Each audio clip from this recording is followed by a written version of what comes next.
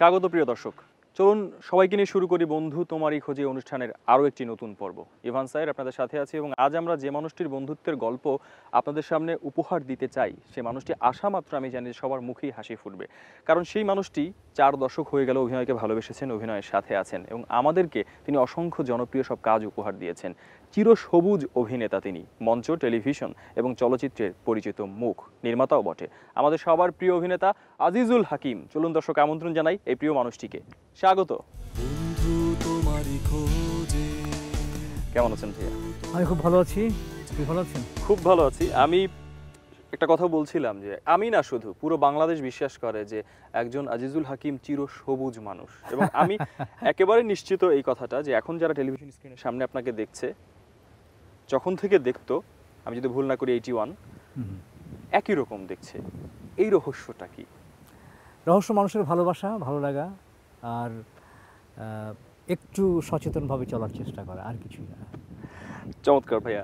বিভিন্ন অনুষ্ঠানে নানানভাবে আপনার জীবনের অনেক কথা আমরা জেনেছি, কিন্তু আজ এমন একটা বিষয়ে কথা বলবো, বন্ধুত্ব নিয়ে।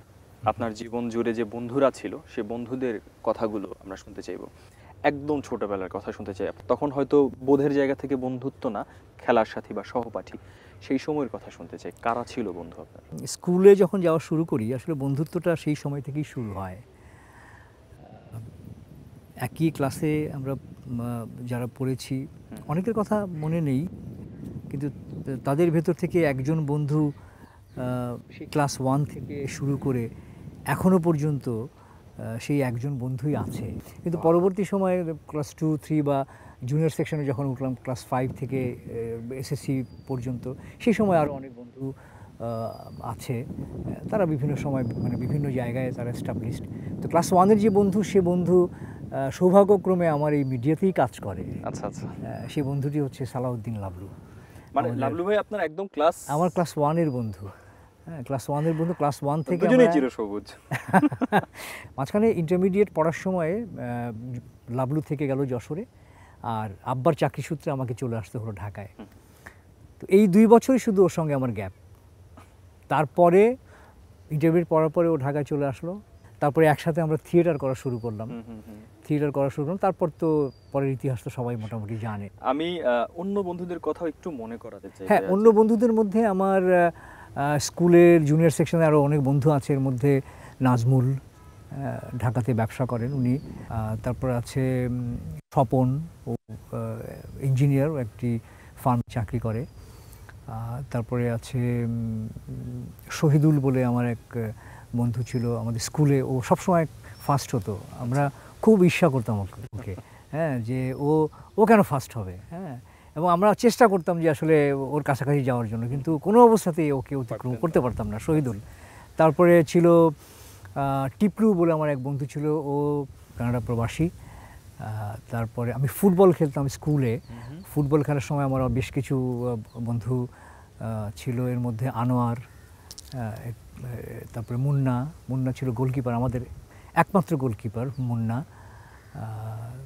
তারপর রাফু বলে একজন বন্ধু আছে, আর্কিটেক্ট। এরকম বন্ধুবান্ধবরা আছে আর কি ওই সময়ে।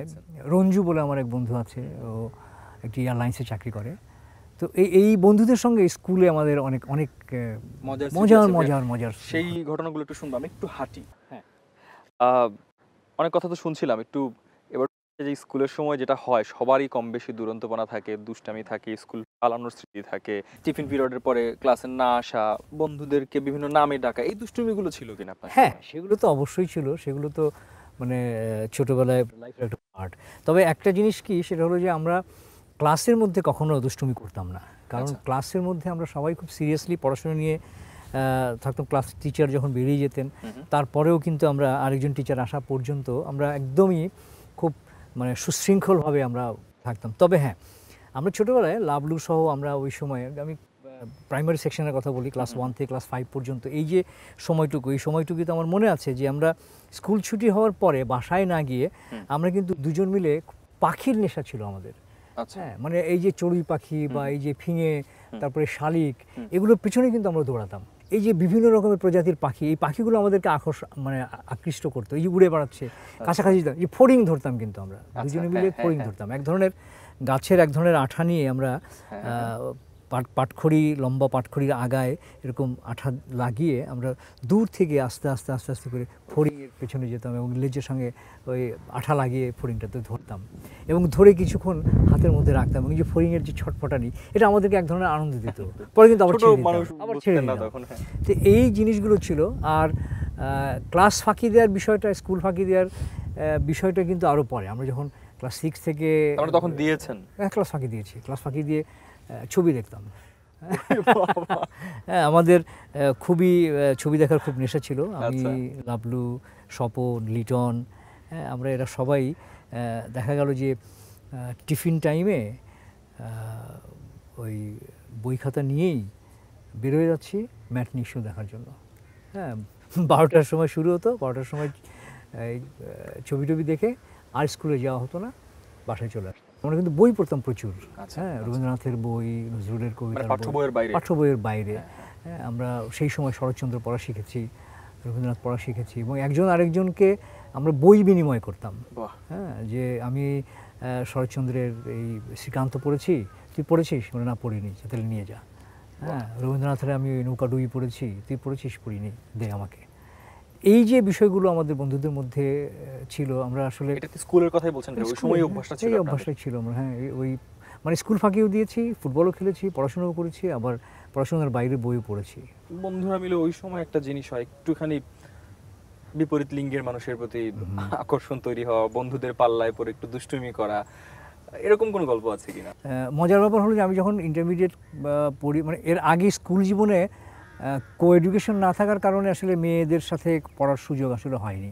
তো কলেজে ওঠার পরে আমরা ছেলে মেয়ে সব একসাথেই আমরা পড়াশোনা করলাম। তারপরেও কিন্তু কলেজে আমরা দেখেছি যে বসার জায়গা কিন্তু আলাদা, ছেলেরা বসছে আলাদা, মেয়েরা বসছে আলাদা। আমরা যেটা ওই সময় যে বন্ধুরা ছিলাম, আমরা আসলে নিজেদের মধ্যেই আসলে কনফাইন্ড থাকতাম। হ্যাঁ, পড়াশোনা, তারপর পড়াশোনার বাইরে খেলাধুলা, এর বাইরে যে ক্লাসের বাইরে যে মেয়ে বন্ধুদের সঙ্গে যে একটা সখ্যতা তৈরি হওয়া, যে ভালো লাগা তৈরি হওয়া, সেই বিষয়টা আসলে আমাদের ওই বন্ধুদের মধ্যে কারোর মধ্যে তৈরি হয়নি। ভাইয়া, আরো কথা বলবো, আমরা একটু সামনে যাই। হ্যাঁ, তারপর তো বিশ্ববিদ্যালয়ে মানে অনেকখানি বড় হয়ে যাও এবং সেই সময়ের বন্ধুত্বে এক ধরনের ম্যাচিউরিটি থাকে, একটু জেনে বুঝে, বা সেই বন্ধুত্ব পরবর্তী জীবনে খুব বেশি কাজেও লাগে। একটু আপনি বিশ্ববিদ্যালয় জীবনের বন্ধুদের কথা শুনতে চাই। আসলে ইন্টারমিডিয়েট পাস করার পরই তো আমি থিয়েটারের সঙ্গে জড়িত হয়ে গেলাম। আমি আরণ্যক নাট্য দলের সাথে কাজ করা শুরু করে দিলাম এবং আমি তখন ঢাকা ইউনিভার্সিটিতে পলিটিক্যাল সায়েন্সে ভর্তি হলাম আর কি। কিন্তু আমি একেবারেই অনিয়মিত ছাত্র, মূল ফোকাসটা আমার তখন থেকেই থিয়েটার। আমি রেগুলার থিয়েটার করতাম এবং দিন রাত মিলে আমি থিয়েটারের সময়টা পার করতাম, যে কারণে আমার বন্ধুবান্ধব, আমার বিশ্ববিদ্যালয়ের বন্ধুবান্ধবের সংখ্যা খুবই কম। ভাইয়া, 1981 থেকে আপনার তো টেলিভিশন ব্যস্ততা বেড়ে গেল এবং মঞ্চ থেকে খানিকটা হলেও সময় মঞ্চে কম দিতে পারলেন। টেলিভিশনে যখন ধীরে ধীরে জনপ্রিয়তা তৈরি হলো, কাজ করছেন, সেই সময়ে আবার কিন্তু আমি বিশ্বাস করি যে আপনার জীবন জুড়ে বন্ধু এসেছে এবং সেই সময় বোধহয় নাটক নির্ভর যারা, তাদের সাথে সারাদিন যেহেতু কাটে, তারাই বন্ধু ছিলেন। তো ওই সময়ের বন্ধুদের কথা একটু শুনতে চাই। আমি যখন 81-এ কাজ শুরু করি তখন কিন্তু আমার সাথে যারা ছিলেন, আমি অনেক কলিগকে পেয়েছি, আমার অনেক সিনিয়রকে পেয়েছি এবং আমি দেখেছি প্রত্যেকের মধ্যেই কিন্তু সেই বন্ধুত্বপূর্ণ অ্যাটিটিউডটা কিন্তু প্রত্যেকের মধ্যে ছিল। এবং আমাদের সমবয়সী যারা ছিলাম, যেমন ওই সময় আমি কাজ করেছি, সালাউদ্দিন লাবলু প্রথম নাটক করেছে, আমাদের হারুনুর রশিদ, এখন যিনি বর্তমানে বাংলাদেশ টেলিভিশনের ডিজি, সেও আমাদের দলে কাজ করতেন। আমরা একসাথে কাজ করতাম, একসাথে টেলিভিশন নাটকে কাজ করতাম। আমরা সেই সময়ে শুধুমাত্র বাংলাদেশ টেলিভিশন একটা মাত্র জাতীয় টেলিভিশন চ্যানেল, তো এখানে রেগুলার কাজ করার সুযোগটাও কিন্তু সেরকম ছিল না। আমরা যারা অভিনয় করতাম, দেখা গেল যে টেলিভিশনে এনলিস্টেড শিল্পী ছাড়া অভিনয় করা যাচ্ছে না। আমি টেলিভিশনে এনলিস্টেড শিল্পী হওয়ার পরেও নতুন শিল্পী হিসাবে হয়তো মাসে একটি নাটকে অভিনয় করার সুযোগ পাচ্ছি, আরেকটি নাটকের জন্য আমাকে অপেক্ষা করতে হচ্ছে। কিন্তু বন্ধুত্বের বিষয়টা আমি যেটা বিশ্বাস করি সেটা হলো যে কাজই আমি করি, যেখানেই আমার মানে কর্মক্ষেত্র যেটাই হোক না কেন, সেটা মানুষ তো মানুষের চারিপাশেই ঘোরাফেরা করবে। একজন মানুষের জন্য কিন্তু আরেকজন মানুষের প্রয়োজন। মানুষ কিন্তু একা চলতে পারে না। তো সুতরাং যে পরিবেশেই মানুষ চলমান, সেই পরিবেশে সেই মানুষটি যদি বন্ধু না হয়, তাহলে তার পক্ষে বেশি দূর অগ্রসর হওয়া সম্ভব নয়। আমি বিশ্বাস করি যে প্রতিটি কর্মক্ষেত্রে যার যার কাজের জায়গায় বন্ধু হওয়াটা হচ্ছে অনেক বেশি জরুরি। বন্ধু হওয়া যেমন জরুরি, বন্ধু তৈরি করে নেওয়াটাও ঠিক সেরকম জরুরি। আমি আমার কাজের ক্ষেত্রে আমি অনেক বন্ধু পেয়েছি, আমার প্রফেশনে অনেক নাটকের ক্ষেত্রে অনেক বন্ধু পেয়েছি, যারা অনেক নাট্যকার আছে। মাসুম রেজা আমার বন্ধু, শামসুল আলম বকুর বন্ধু, এদেরকে আমি টেলিভিশন নাটক করতে গিয়ে পেয়েছি। আমার মানস বন্দ্যোপাধ্যায় আমার বন্ধু। পরবর্তী সময়ে আমাদের সাথে জাহিদ হাসান কাজ করতে শুরু করলেন, শহীদুজ্জামান সেলিম, তকির আহমেদ, মাহফুজ, প্রত্যেকের সঙ্গে কিন্তু আমাদের বয়সের পার্থক্য কিন্তু একজনের সঙ্গে আরেকজনের আছে, কিন্তু কাজের ক্ষেত্রে বন্ধুত্বে কোনো প্রভাব ফেলেনি। বন্ধুত্বের জায়গাটা কিন্তু অন্যরকম জায়গা।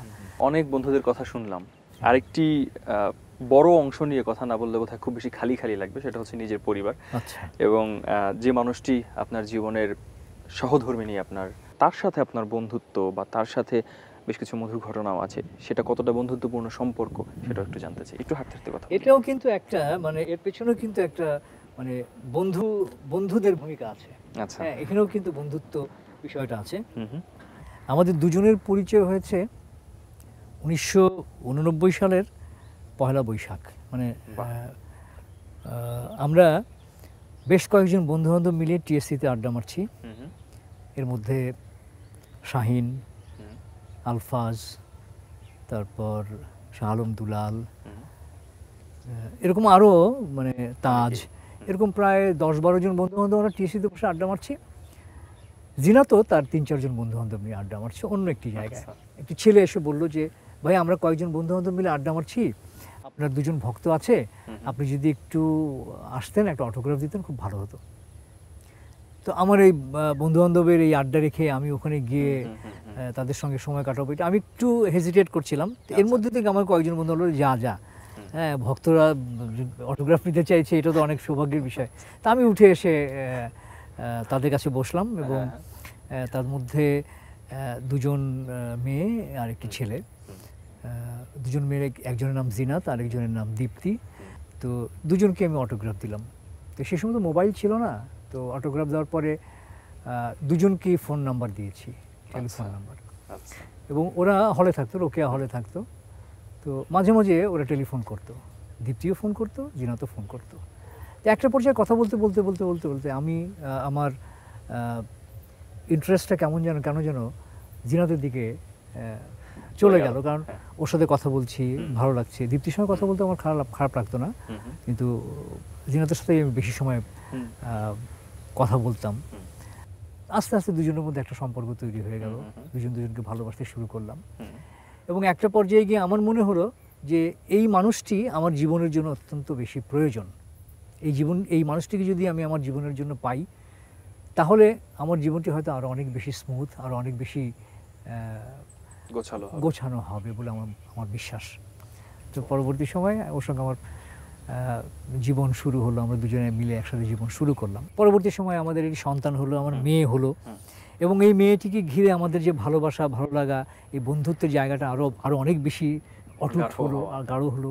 মেয়ের চাওয়া পাওয়া সব 2 জন মিলে আমরা মানে পরিপূর্ণ করার চেষ্টা করছি। পরিবারের কাজগুলোকে আমরা 2 জন মিলে কাজ করার চেষ্টা করছি। যে কাজটি আমার করার কথা দেখা হলো, সেই কাজটি ও করছে, ওর কাজটি আমি করছি। এই যে মানে সংসারটাকে সামনের দিকে এগিয়ে নিয়ে যাওয়া, এই কারণেই কিন্তু আমরা 2 জনকে বন্ধু ভাবি, এখনো পর্যন্ত ভাবছি। আরও কথা বলবো ভাইয়া, এবং আপনার জন্য একটি ভিন্ন রকম সময়ও আমরা সাজাতে চেষ্টা করব। আমরা একটু সামনের দিকে চলুন ভাইয়া। অনেক কথাই তো জানলাম, অনেক বন্ধুদের কথাও জানলাম। একটা বিষয় একটু জানতে ইচ্ছে করছে যে এই যে এতগুলো বছর ধরে অভিনয়ের সাথে জড়িয়ে থাকা, অভিনয়কে ভালোবেসে এখনও কাজ করে যাওয়া, কিন্তু এই সময় এসে সেই অভিনয়ের সময়ের বন্ধুদের সাথে আলাদা করে দেখা হয় কিনা, কথা হয় কিনা? একটা সময় তো আমরা নিজেরা মানে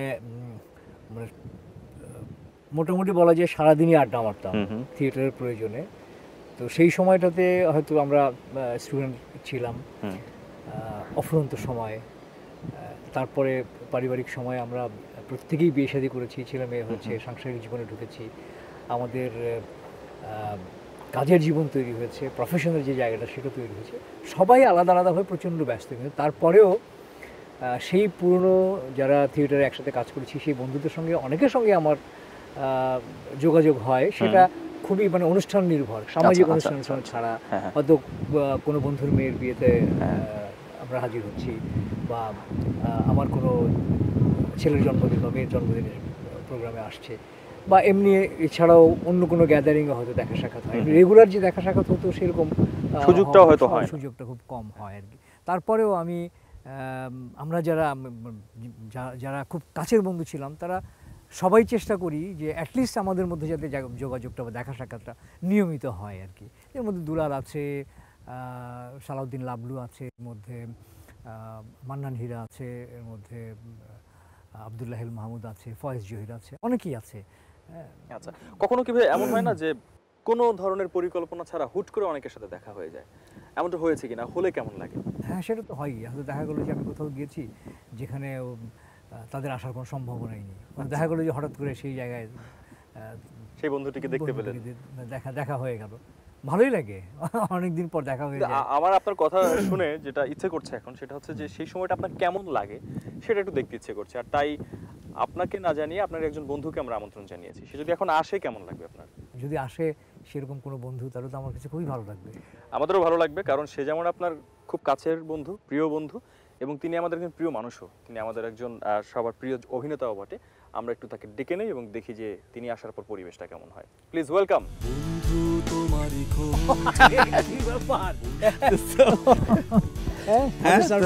সারপ্রাইজ না তো, বন্ধু আসবে কোন বন্ধু তার মানে বুঝলাম এখন হচ্ছে। আমাকেও তো বলেনি যে কোন বন্ধু। স্বাগত ভাই, কেমন আছেন? আছি, ভালো আছি, কিন্তু বাবুল মানে আজিজুল হাকিমকে আমার ডাকনাম কিন্তু বাবুল। আচ্ছা, এই ছোটবেলার কথা বলছিলেন ভাইয়া, বন্ধুত্ব কবে থেকে? হ্যাঁ, বন্ধুত্ব আরণ্যকে আমি যোগদান করলাম হচ্ছে 77 সালে। তা আমি এসে শুনলাম কি যে তার 2-3 মাস আগে আজিজুল হাকিম এবং সালাউদ্দিন লাবলু ওরা দলে আসছে। তার মানে 77 থেকে আজকে 39 বছর। কিন্তু তাহলে আমাদের বয়স ধরা পড়ে যাবে না? বয়স কত? আমি তাহলে একটা ব্যাপার একটু জানতে চাই যে প্রথম দিনটার কথা কি মনে পড়ে? কি কথা হয়েছিল? আমি বলি নাকি, আমি আসলে তখন সবে ঢাকা ইউনিভার্সিটিতে ভর্তি হয়েছি। আমার বন্ধু বলল যে কি কোথাও কাজ করার ইচ্ছা আছে? আমি কোনোদিন অভিনয় করব ওরকম কোনো ভাবনাই ছিল না। নিয়ে গেল টিএসসিতে, গিয়ে দেখলাম ওরা কয়েকজন বেশ। তো মামুন ভাই ন্যাচারালি একটু বয়স্ক মনে হচ্ছে, তখন তরিকুল আলম চৌধুরী বলে আরেক ভদ্রলোক ছিলেন, তাকে একটু বয়স্ক মনে হচ্ছে। তো কম্পারেটিভলি আমি, হাকিম বা সালাউদ্দিন লাবলু এরা এই এইজটা, তা ভাবলাম যে এরাই আমাদের। এবং সবচেয়ে মজার ব্যাপার হলো কি যে আমাদের মানে এসএসসি এইচএসসি একই বছরে। একটা দলের মধ্যে তো অনেকগুলো ছেলে মেয়ে থাকে, একটা আলাদা হয়ে যায় না কয়েকটা। তো ওই রকম একটি বিষয় কিন্তু বাবুলের সাথে আমার খুব ভালোভাবে ঘটেছিল আর কি, এটা বলা যায়। তারপর তো বন্ধুত্ব বাড়ছেই, কিন্তু এই বন্ধুত্বের মাঝখানে আরেকটা বিষয় আসে, যখন দেখা যায় অনেক সময় যে বন্ধুরা যখন একই প্রফেশনে থাকে, একই কাজগুলো করতে থাকে, তখন মাঝে মাঝে কিন্তু একটু হয় না যে বন্ধুর প্রতি একটুখানি জেলাসি কাজ করা। বা একটা বিষয় আমি এখানে বলতে চাই, সেটা হলো যে জেলাসির প্রশ্নটা করা হলো, আসলে জেলাসিটা মানে কোনো পার্সোনাল জেলাসি নয়। জেলাসি অবশ্যই ছিল আমাদের মধ্যে, সেটা হলো যে প্রফেশনাল জেলাসি। ওই অভিনয়ের ক্ষেত্রে তো যদি জেলাসিটাই না থাকে তাহলে তো আমিও ভালো করতে পারবো। সুস্থ প্রতিযোগিতা অবশ্যই। আর তাছাড়া কি, হাকিম বা বাবুল যাই বলি না কেন, ওর তো এমন একটি ব্যাপার ছিল যেটা হচ্ছে যে ওকে নিয়ে অনেক সময় মামুন ভাই চরিত্র লিখতো, মঞ্চ নাটকের চরিত্র লিখতো, টেলিভিশন নাটকের চরিত্র লিখতো, এবং লিখার আগেই কল্পনা করতো যে এই চরিত্রটি ও করবে। আচ্ছা, একটা সময় যখন দেখা গেল যে একই সাথে কাজ করছি, সব কিছু করছি, ও হঠাৎ করে রাতারাতি টেলিভিশনের খুব বড় তারকা হয়ে গেল, ন্যাচারালি তো তখন আমার এক ধরনের একটু জেলাসি হবেই। কিন্তু তারপরে আবার কি মনে হয়, আমার খুব ভালো লাগে যেটা তো আমার বন্ধু। এটা কিন্তু আমার একটা বড় প্রশ্নের জায়গা, যে যার সাথে একইভাবে শুরু করলেন, ধীরে ধীরে সেই মানুষটি সেই বাবুল থেকে আজিজুল হাকিম হয়ে উঠলো, পুরো দেশের মানুষ তাকে ভালোবাসে এবং এক নামে চেনা, শুধু তা না, সেই মানুষটি আবার আপনার খুব কাছের বন্ধু। এটা ভাবতে কেমন? এটা তো বলার অপেক্ষাই রাখে না।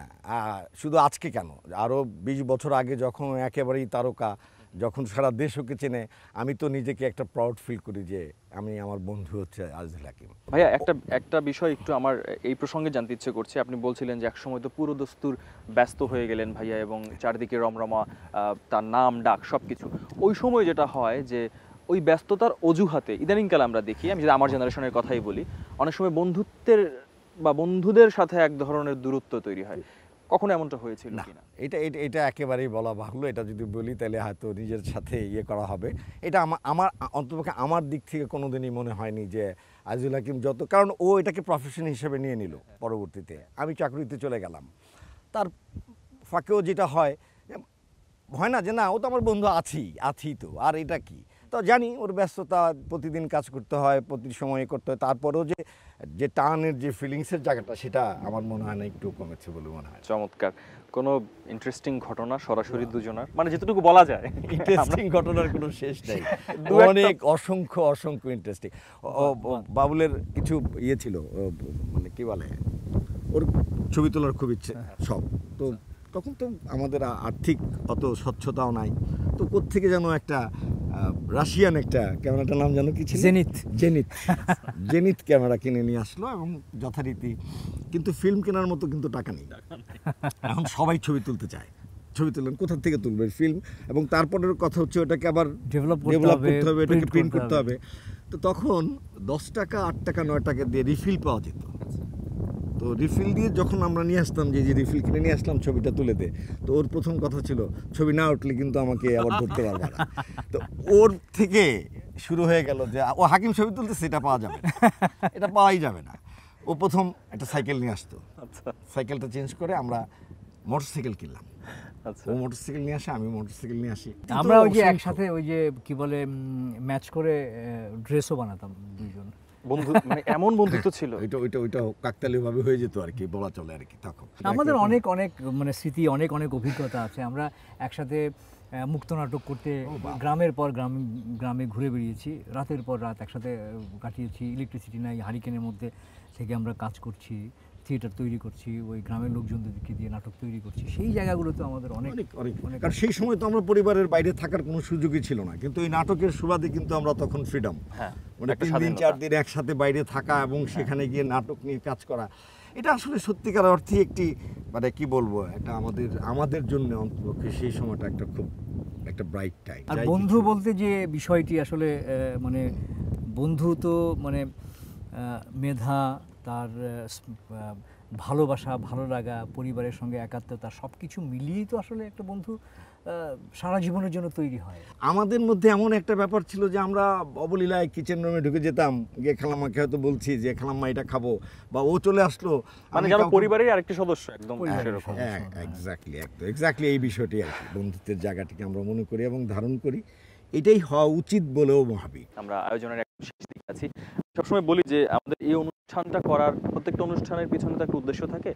আমরা এই অনুষ্ঠানটা করার পিছনে একটা বড় উদ্দেশ্য হচ্ছে যে এই সময়কে দেখানো, আপনাদের মুখ থেকে আনা আপনাদের বন্ধুত্বের দিনগুলি, এবং সেই কথাগুলো শুনতে শুনতে যারাই দেখছেন তারা কেউ যদি একটু হলে অনুভব করেন যে কথাগুলো আপনারা বলছিলেন, যে বন্ধুত্ব মানে হচ্ছে অনায়াসে ঘরের ভিতরে ঢুকে যাওয়া, বন্ধুর মায়ের কাছ থেকে হয়তো নিজেই খাবার চেয়ে খাওয়া বা নিজের মায়ের মতন মনে করা, আমাদের ইচ্ছে এবং আমাদের উদ্দেশ্য সেই আবেদনটুকু ছড়িয়ে দেয়া। আপনাদের বন্ধুত্ব আমাদের ভিতরে সেই আবেশ ছড়িয়ে দিক, সেই প্রত্যাশা আজকের মতো বিদায় নিব। আর দুজনের প্রতি শুভকামনা, দুজন যেমন চিরসবুজ আছেন এরকম চিরসবুজ বন্ধুত্ব নিয়ে সবসময় হাসুন, বাঁচুন। ধন্যবাদ, অনেক ধন্যবাদ দর্শকদেরকেও। আমাদের এই বন্ধুত্বের জায়গা থেকে যদি আপনাদের মনে একেবারেই কি বলে বিন্দুমাত্র পরিমাণও যদি একটু আলোড়িত করতে পারে, সেটাই আমাদের এই অনুষ্ঠানের একটি ভালো লাগবে। হ্যাঁ, আমি তবে এই প্রসঙ্গে ছোট্ট একটু বিদায়ের সময় একটু বলতে চাই, সেটা হলো যে আমরা যেভাবে আমাদের বন্ধুত্বকে একটা সত্যিকার অর্থেই সামনের দিকে এগিয়ে নিয়ে যাওয়ার জন্য চিন্তাভাবনা করে আমরা এগিয়েছিলাম, সেটা যেন আমাদের পরবর্তী প্রজন্মের ছেলে মেয়েদের কাছে আমরা দেখতে পাই, সেটি হচ্ছে আমার কথা। চমৎকার, ধন্যবাদ ভাইয়া। ধন্যবাদ।